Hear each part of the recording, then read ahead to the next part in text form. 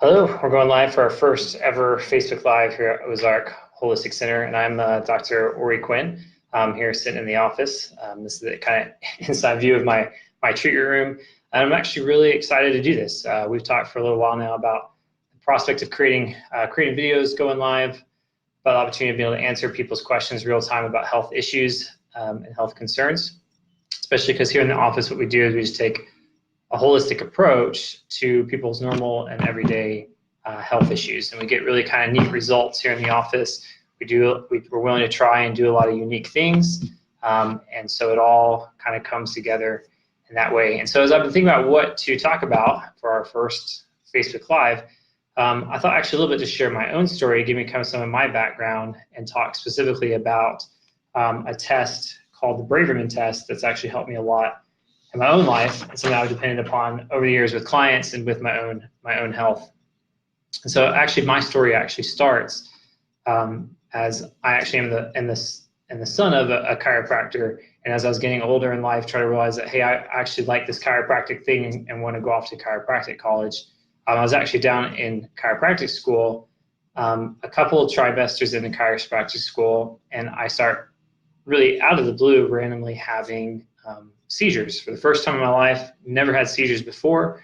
My poor wife, she was at home with me. It was actually while I was sleeping, had a grand mal seizure. She immediately called 911.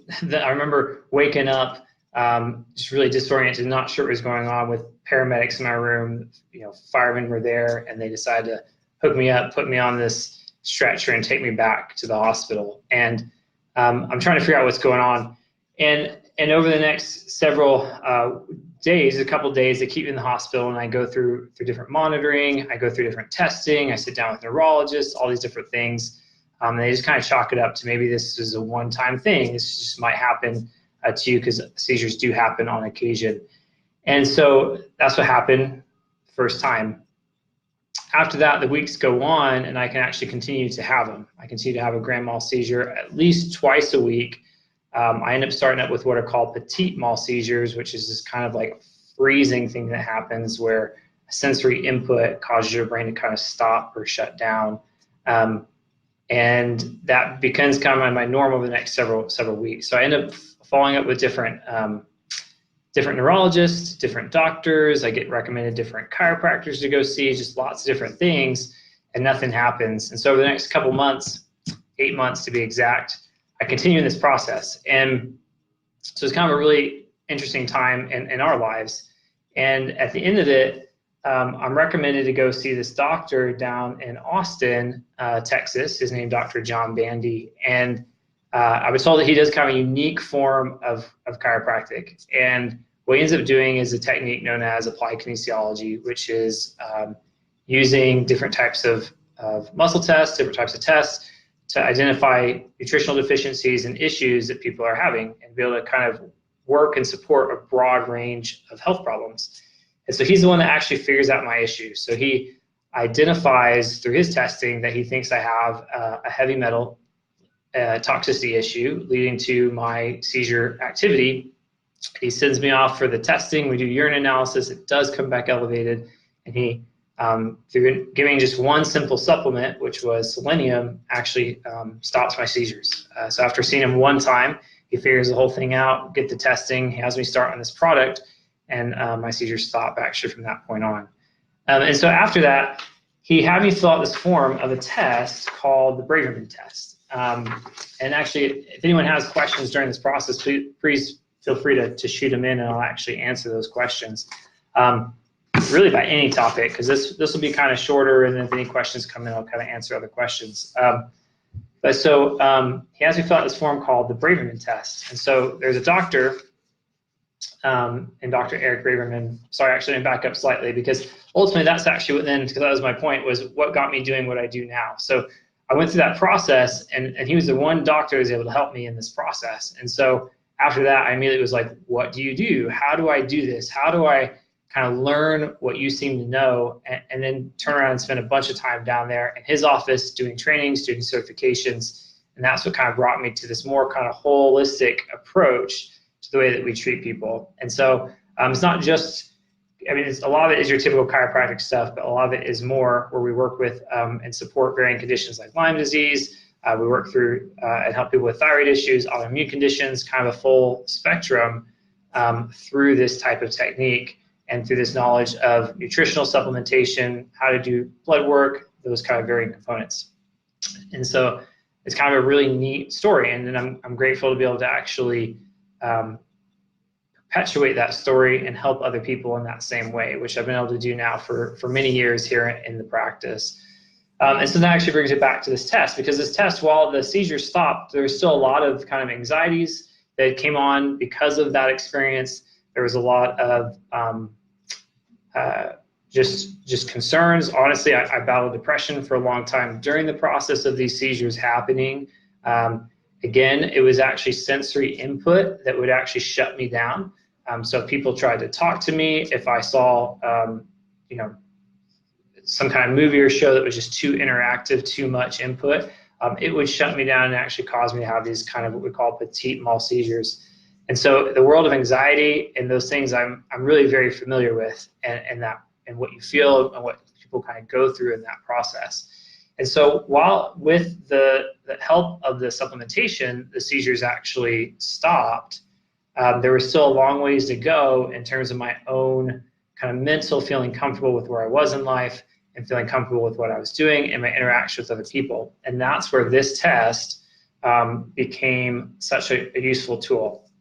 And again, this is a test. It's Dr. Eric Braverman is the doctor that put this together.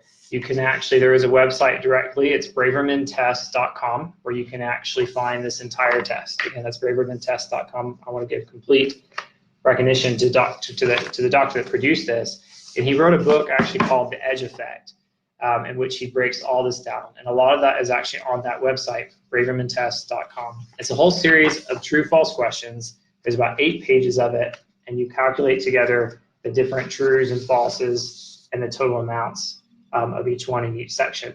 And so again, that whole test is on that website. And he gives you a breakdown. He, as a doctor, and I've seen it too in my own practice, started seeing that common kind of personality types and types of people would come in with similar types of issues. And so anxiety, we say, can present in different ways in different people, and that's very true. But you start to be able to see actually kind of common people presenting in a common way. And so he's trying to figure out a way to actually categorize individuals and put them together so he could get a quicker response with the treatments that he was doing, knowing, hey, if you're this type of person, then I immediately know I need to support in this kind of way. So you get a full set of totals on that and actually put one together. This was kind of similar to a client we just had come in, which was really neat. And you get this first section here, that 27 through 33, and that tells us a little bit about one's kind of set kind of personality type, how their brain operates, how their brain chemistry works. So there's 4 main brain hormones of the brain that the body uses: dopamine, acetylcholine, GABA, and serotonin. And they have different purposes. They have different functions. One helps motivate, one helps calm the brain down, one helps create stability in the brain, and the other one actually helps create this sensation of joy, or the connection of joy to the events in one's life. And so you're able to get a basic idea of where do you fall in those categories, how much do you have of each one, which is kind of a more prominent one, and this affects really the way people act or react in their lives. This is one that just came in again the other day with, just to give you a brief example of this, with a high, what we call acetylcholine, and a high serotonin level. The combination of those two being high with a lower dopamine, lower GABA is actually an individual that we would say falls more in towards the area of kind of like ADD, ADHD. It's a very reactive, overactive mind. It's one that is able to process things very quickly, is always kind of looking for kind of things that will stimulate or kind of fun or joy in life. And so that's what creates that kind of ADD, ADHD type brain. And so if you're able to identify that and help people actually balance that a little bit through this process. And so the second half of this, though, is actually people's deficiencies. You're actually able to create numbers to look at which ones you might need more of, which ones we need help through lifestyle changes to support more or produce more of, which one can we help with nutritional supplementation to support more of, and through that process. And so this individual as well, which again, or this example I'm creating, is one where you're looking at somebody that was dealing with anxieties, GABA is the transmitter that actually calms the brain down. It slows the brain down. So if someone's really high or high deficient, anything over 10 is considered a high deficiency. In GABA, we know that their brain can't put the brakes on. We know that they get to thinking, they get to processing, and they can't actually slow that down. You'll even see this affect sleep habits. It's the person that's going to wake up saying, I can't seem to go to sleep at night because my brain's just spinning, or if I wake up in the middle of the night, it just starts going. I just have all these thoughts. That immediately tells me that that person's low or deficient in GABA. And then we start looking at how do we increase that. So you can do it through some lifestyle changes. GABA individuals or people that need more GABA do very well on kind of breathing type exercises. They do very well on yoga type exercising. Exercises that are going to challenge the body but not exhaust the body. When people start then going into more like long-term runs or rides or those kind of things, you've got to go more into exhaustion versus calming of the body. And so this kind of test can give us a really helpful outlook or look at that component. And this was actually very similar to my own, and this was very similar to what I was dealing with, where I had, with all the seizures activity, my ability to slow down the brain was greatly decreased. And so I had to focus on how do I increase GABA production and how do I bring this number down in order to calm those things down. So it was really kind of a neat test. And then it also gives you something every few weeks. You can kind of recheck the questions, re-see where you are, and kind of track your own progress, which again, bravermantest.com, kind of neat. And so when people come in and that's one of their complaints, if we're looking at things like anxieties, depression, kind of even fearfulness of certain situations, we'll always have them run this test. I get the numbers back, and that gives us a bit of a baseline to start working off of. And so on that website too, though, he breaks down, which is phenomenal. It's all in one place. He breaks down if you're dopamine deficient, then you need more tyrosine, and there's different herbs that can help with that. If you're GABA deficient, you need more selenium, things like passion flower, things like valerian root. And we look at that, especially at the right time of day in the evening, to try to help with sleep and sleep habits. And so we're able to kind of piece that whole thing together again, which is a really, really neat scenario. And so this is actually from my own story, what kind of helped me walk back out of my not only the seizures and coming off the seizures, but again, some of the anxieties and issues that created. And so over time, I was able to bring those numbers back down under like a 5 deficiency, much more reasonable. And you would see the progress as you went along, and that actually calming effect to the brain and the way that you feel. And I've seen that progress now over the years, working people through this test and seeing similar results. So that's actually what I kind of wanted to go through. And one thing I want to kind of break into today and look at today, especially with in a couple of weeks, we actually have a health talk at Natural Grocers where we're going into trauma, the causations, and the process of helping people through traumas, and this plays a really big role in that. But cool, we actually just got a first question coming in. What is your process on Hashimoto's disease? I was told I have it 6 years ago or so, and no doctor has ever rechecked the antibodies or anything. Yeah, perfect question. And actually, these are the types of questions that I would love to answer during this process. So process for Hashimoto's disease. So Hashimoto's disease first needs to be known. It is titled as a autoimmune condition to the thyroid. Autoimmune is the idea that your own immune system is fighting off or attacking part of your body. And there's 2 different theories on that. One say that we don't know why, and other people say it's because of something actually that's present in the body that doesn't need to be there, some kind of environmental toxin. And sometimes that can be certain protein structures and compounds, as they've proven a high connection to the gluten protein structure. Sometimes it can be things like heavy metals, which was my story from the seizures. Sometimes it can even be different types of infections. We do see that, things like Epstein-Barr virus, those kind of things. So the process is, one, as you suggested here or inferred, is run the full panel on the thyroid. So thyroid, typically, most doctors to check a thyroid, they simply run TSH. TSH is a hormone produced by the pituitary. It actually goes to the thyroid in order to signal the production of thyroid hormones. So they're trying to make sure that the signal level is good. And and that's a good number to have. It's necessary in this process. But from there, the thyroid produces what's called T3, T4 hormones. And so you need to know what those T3, T4 hormone levels are. And you want to know total, and you also want to know free, we call free T3, T4 hormones. And so you're going to run on TSH, you're going to run T3, T4. You're also going to want to run what he says here, which is the antibody levels to the thyroid. Because in the case of Hashimoto's, those do have to be present to be able to diagnose you with Hashimoto's, because you're looking for that there is an actual something attacking the thyroid, and so you're looking that the autoimmune condition is there.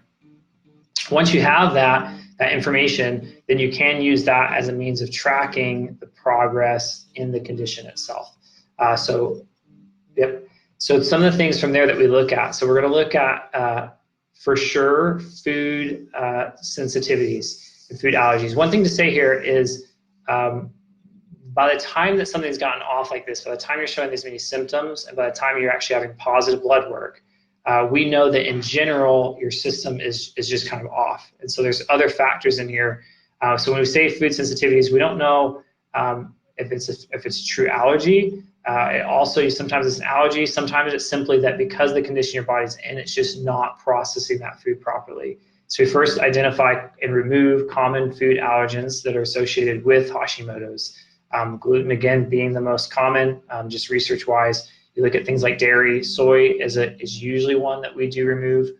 Corn is a possibility as well. So we create a bit of a dietary change with people for a period of time, usually several months. The real truth is, until those levels return to normal, you're going to want those foods removed.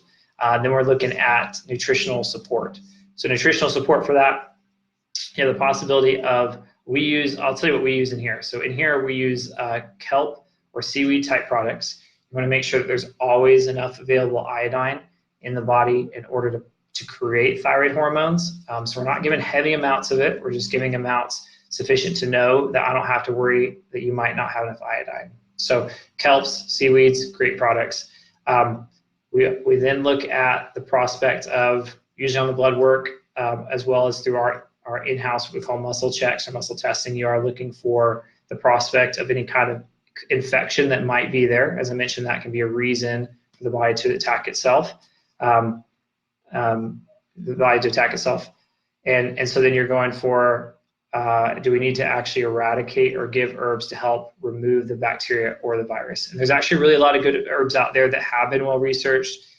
There is research on them.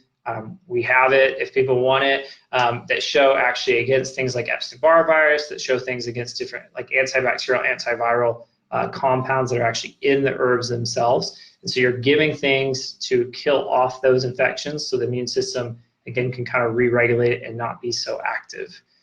From there, so you've got the seaweeds, those. The last thing actually is you're looking at amino acids. So the body actually needs tyrosine in particular in order to produce thyroid hormones. And so unfortunately, as you get to the condition of Hashimoto's, where you're looking at a lot of inflammatory factors, you're looking at gut inflammation a lot of times. There's a question of something like leaky gut going on. So you're really actually looking at a prospect of how well is your body actually breaking down proteins and bringing them into the system. And so we usually have to supplement with some form of like amino acid structures, which is the basis of proteins. I myself like using beef liver. It's a fantastic source, really simple, and sometimes we can even use some of your beef thyroid products as well. And so those are kind of the three main components of, again, general of what our protocol is for something like Hashimoto's, and then you're tracking it as you go through that process. Every once in a while, we'll identify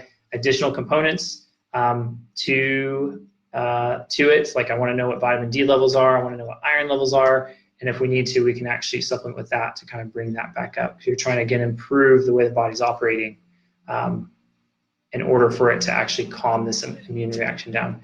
And hi to Michelle. We had someone else kind of leak in.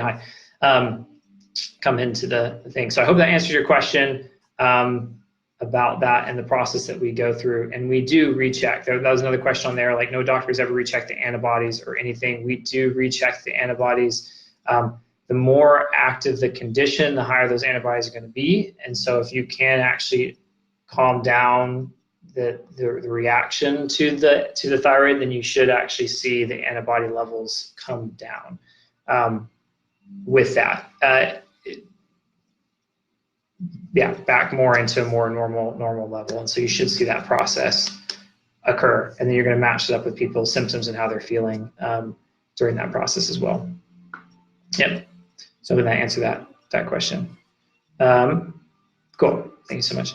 Cool. So perfect. I don't know if anyone has any other questions, any other kind of health related questions at all. I would love to actually be able to jump in and answer them. I know one thing that came from one of the videos that we posted just the other day about, which is actually more just kind of pains and joint pains and that stuff. So I actually want to answer that while I had you guys, everybody here, because as we released a video just the other day looking at somebody's kind of heel pain, leg pain, and going through that process of muscle activation in order to strengthen those muscle groups. And that's something that we do here as well. It's actually how we look at any kind of structural based issue, is you're always testing the different muscles around those joints and working to activate them. And one of the questions was about inhibition, activation, and that's something that can actually be tested. Traditionally, what they would actually do testing with that was actually, they have little sensors that you can use to create how much pressure a muscle can generate. And so they initially, when they started this process, they would use those sensors and have people resist, and you get a reading of how much pressure they can generate. And then as you do corrections, you would resist again and see if that would actually improve the amount of pressure they can generate or create with that muscle. And that was actually the way that kind of muscle tests first got assessed. At this point, as a doctor, we get trained on how to identify that just here in the office. But cool. Like I said, love to answer any other questions if there are some. If not, then that will be probably the conclusions of our first Facebook Live, and I appreciate the questions that were asked. Actually, I start here for chronic Lyme. I just logged on and with my friend. Can you talk about how you treat this? Oh, Lyme disease. If you have time, yeah, totally have time. Actually, totally have time. And that was actually, we were in the debate of actually running this one through as a Lyme talk as well. We've done a couple of health talks there at Natural Grocers here locally, which we're hoping to actually start recording those and putting those up online as well. So Lyme disease. Let me start first with the difficulty a little bit of that condition, and actually identifying that condition is what it is. So there's a couple of blood tests out there, a generalized blood test for Lyme disease, particularly the Western blot is the one that we use the most here in the office. We do run those tests when we suspect Lyme as a possibility. There's a lot of false positive, false negatives that come back with Lyme disease. And so you have a bit of an issue of like truly pegging down Lyme disease as the full culprit. The best process that we have found, and that doctors across the board actually do come from people's symptoms, and they do come from even just actual simple, I guess you call them surveys or questionnaires. There's a couple of doctors out there now that have produced questionnaires that have been much more accurate at identifying Lyme, and that somebody has Lyme. You go through this process, and if they all come back and you total up that number, then the likelihood of you having a Lyme is much higher. There are a couple of alternative labs that become more prominent, like IGeneX lab. What's the other one? Other one's not coming to mind. But IGeneX is the one I've seen the most, where they actually have now been able to create much more effective or specialized tests for Lyme. And so you can do that to get it identified. But the reason why I went to that is for the questionnaire. So in-house, in office on a regular basis, symptomatology is used to identify improvement or that treatment is actually going the way we want it to go. And so if you see numbers on that questionnaire improve, then that gives us an idea that the immune system is taking back control, killing it off, and that you're getting the progress that you want. And so that's what we use through that process. So the way that we actually work on that is we use specific herbs that, again, different research has shown, or clinical studies have shown, or just our own process working with people with Lyme have found that the results we get to actually help the body eradicate that bacteria from the body itself. And so we go through a series of muscle checks or tests, or some people call it neurofeedback testing here in the office, to identify any foods that someone might be having a sensitivity to. We remove foods that people might be having a sensitivity to. The reason we do that is if a reaction is happening, it increases histamine levels in the body, it increases other components. It also seems to ramp up that immune system. And so we want to remove any kind of foods that are adding to the aggravation and slowing down the body's process of being able to actually fight off and remove that bacteria.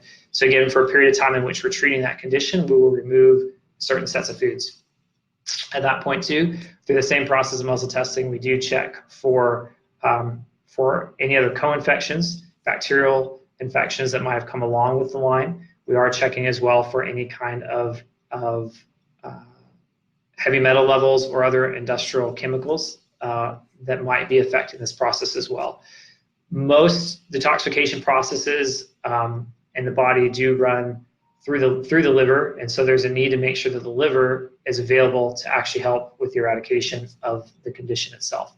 And at the point that people actually have symptoms, it just depends. A lot of times you actually, the Lyme disease can spread real fast. The bacteria can develop, reproduce very quickly.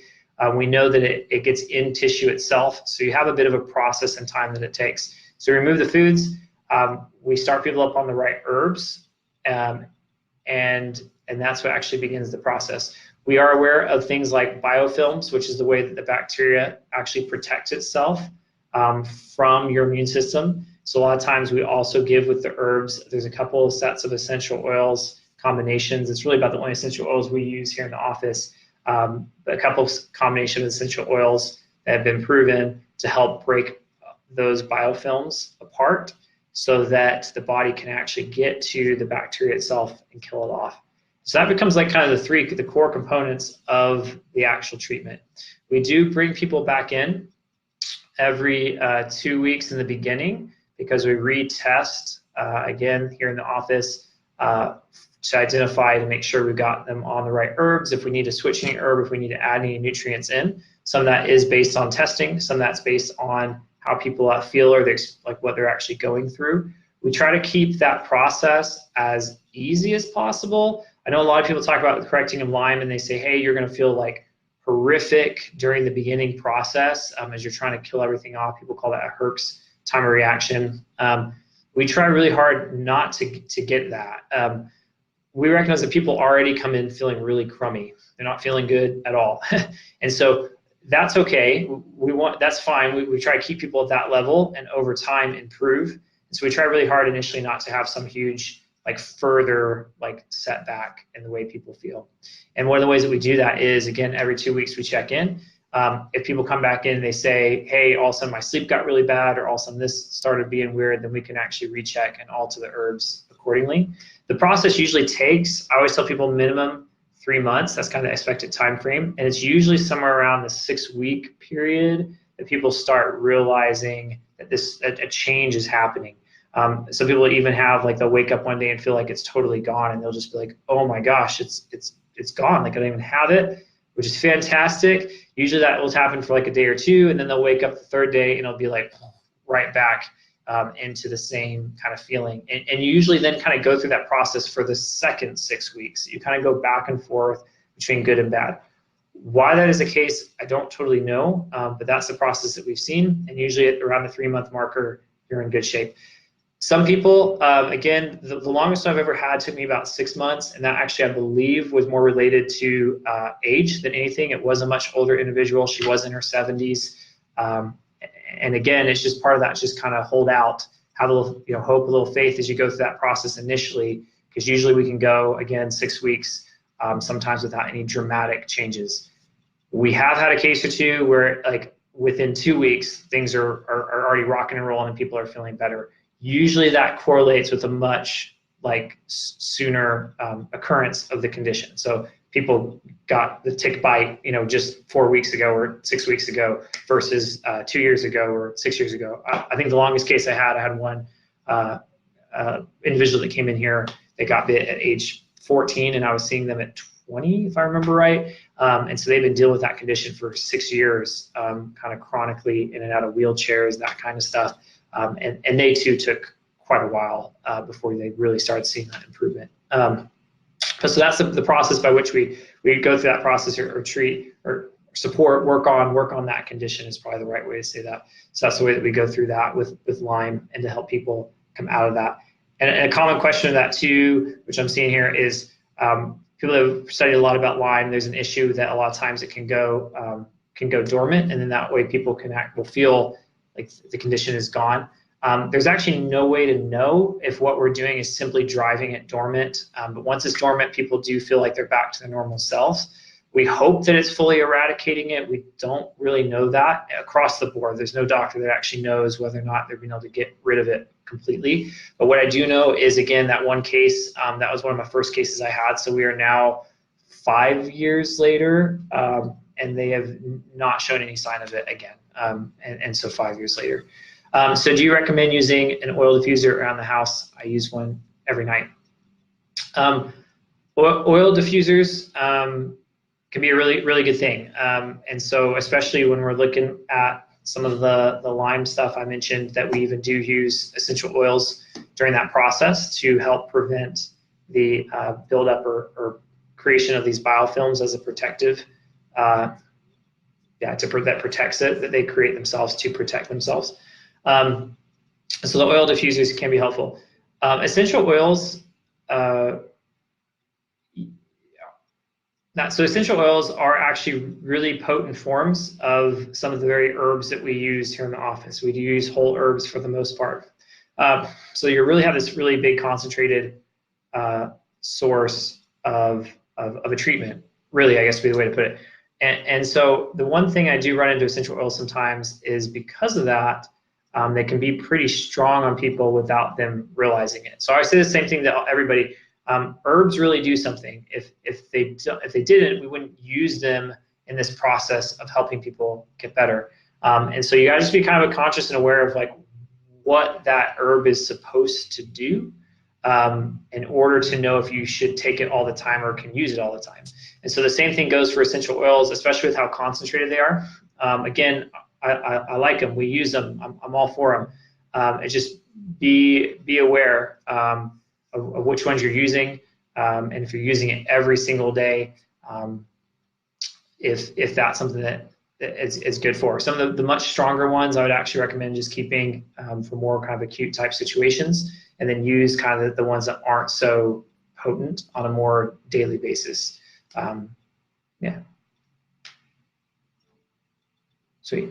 And I hope that answered that question on Lyme. If there's any other follow-up question to that, I would love to answer it if you have one, because that is a condition we work with. We really enjoy working with that because of the results that we have been able to see here in the office. And I know that's something that a lot of people don't feel like they have an answer for, or haven't been able to find an answer to, and they're going through a lot of that stuff personally, which is always kind of hard to see.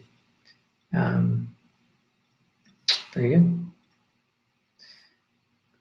Cool. So I hope that answered all the questions that came in. I hope that answered any questions that people might have. If not, if someone wants to shoot another one up there, I'll willingly answer it again, or the next one. We will actually start doing these on a weekly basis. These first couple weeks, bear with us, these first couple weeks, because we already had people on the schedule and things, we're trying to figure out how to hash out time. We are going to land it on a consistent time each week. We're just not 100% positive when that will be. What is considered a slow pulse? Yeah, good question. What is considered a slow pulse?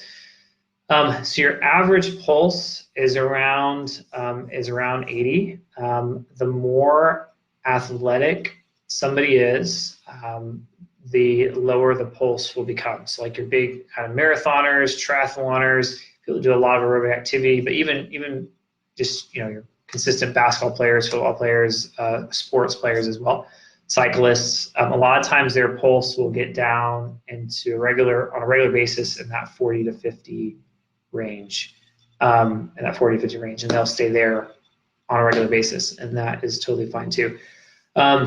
In my office, because we check pulse pretty frequently, like kind of your average person usually runs around 60 to 80 is where they'll run. If someone is doesn't exactly fall into the total athlete category, but runs lower than that, which I have seen sometimes. That becomes a little bit harder to determine. Sometimes it's just simply that is their pulse. The things that we'll actually check there, though, is control over what we call sympathetic versus parasympathetic nervous systems. So when parasympathetic is too active in an individual, it'll drive the pulse down. If sympathetic is too high in an individual, then it will drive the pulse up, which is what you see with varying heart conditions and those things. As you increase arterial tone through the sympathetic nervous system, which is caused by stress in people's lives, then you'll see that pulse rate climb and climb and climb. And so that's, yeah, so normally when the kind of 60 to 80 range, again, athletes will be more in that, can be more in that 40, 50 range. But for a normal individual, if you are normally hitting in that 40 range and you don't consider yourself really consistent athlete, then we might look at that sympathetic, parasympathetic control and see if there's anything that can be done for that. Cool. Great question. Great question. Sweet. Like I said, if any other questions come and you want to email us, we do have an email here at the office. It is there on the website. You can always email me, which is Dr.Quinn at ozarkholisticcenter.com. And I can answer any of those questions as well. Any more follow-ups if they want on the Lyme or the Hashimoto disease, the thyroid disease, and we would love to answer those too. Okay. Well, thank you guys so much for tuning in or coming in, joining into our first Facebook Live. Like I said, I'm really excited to do these and be able to get the information out, to get the experiences out that we have had here in the office. We're hoping to actually put out more kind of case studies and experiences of our own clients that we've seen over the years and that we continue to see on a regular basis. We both, Dr. Gabe and myself, love doing this. I've been doing this now for 7 years. Started this again 7 years ago, and I just feel really blessed to be able to see the results I've seen and to be able to help people the way I've been able to help people. I always am more than willing to chime in on any kind of health concern or health topic. If anyone ever wants my opinion on it, please feel free to email us. We also do have even just initial kind of free consults for 15 minutes where people come in, sit down with us and talk through that process of what they have going on, so I can give a better idea if I think we can help them. I'll say that most conditions over the years, I found that we many times it's the full shebang. We're able to actually kind of walk people out of the symptoms or issues they're dealing with. Sometimes for sure we're able to just be that really big kind of holistic support to their system, especially as you're dealing with much bigger conditions. So that way people are still actually feeling okay or feeling good on a regular basis despite some of the bigger problems they might have coming on. So cool. Thank you guys so much for joining us. I hope you're able to join us again next week, and we'll be announcing that at the time we're going to be doing that. Probably before the day's out today, we'll actually put up there what time we'll be doing that. So thank you guys so much.